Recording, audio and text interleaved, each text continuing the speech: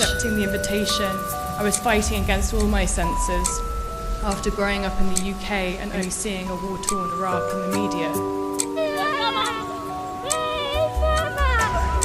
I'd never visited the Middle East, and my family's experience of the Middle East extends to Lebanese wine. I'm a photojournalist. I'd been working for 3 years. I accepted to walk Arba'in as it was the most positive, peaceful story about a misunderstood religion in a country and region that had been historically reported negative.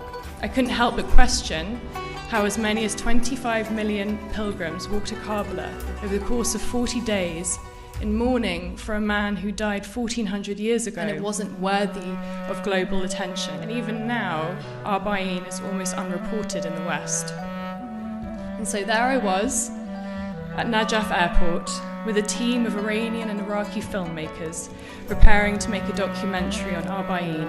For 3 weeks, we walked Arba'in via the quiet pathways in Hilla, along the Euphrates River, and towards the heart of Karbala, via what pilgrims fondly call the Highway of Love.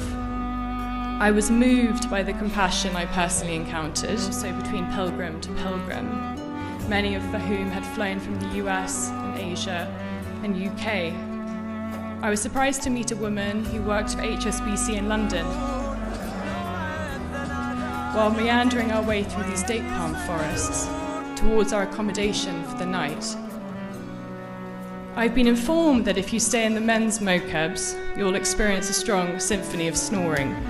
But I can tell you in the women's mokebs, you have to be prepared for toddlers poking you awake and the sound of newborn babies crying. And in my case, I had aunties offering me food, readjusting my hijab, and asking me 20 times a day if I was married. Everyone was there for the same reason, to pay respects to Imam Hussein, and yet we were all on different journeys. While I'm not Muslim, I found the message of Arba'in at an enormously transitional point in my life, and I found many pilgrims had decided to walk Arba'in after losing a loved one or fleeing conflict, those who had waited much of their life to be there in their 80s and 90s. When we reached Imam Hussein's shrine the day before Arba'in, I stood on a rooftop looking out at a stream of pilgrims. My colleagues knelt on the floor weeping in the presence of Imam Hussein's shrine. I felt overwhelmed and confused. How could up to 25 million people walk every year and no one know about it? How could they mourn for Hussein as if he had just died that day? And how could one man unify so many people in one place, and yet so few globally know about it? This is something I continue to reflect on in Iraq as we finish filming, and when I returned back to the UK.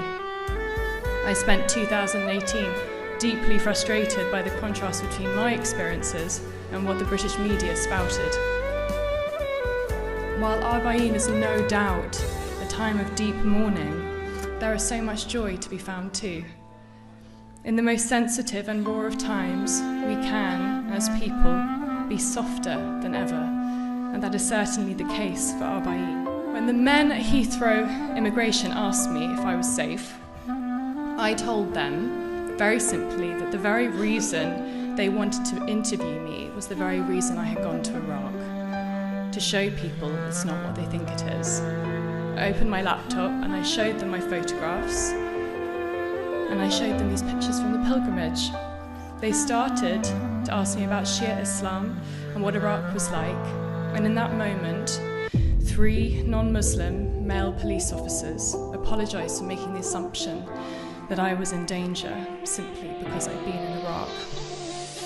We must collectively stand up on the right side of history, up against injustice, just as Imam Hussein did 1400 years ago.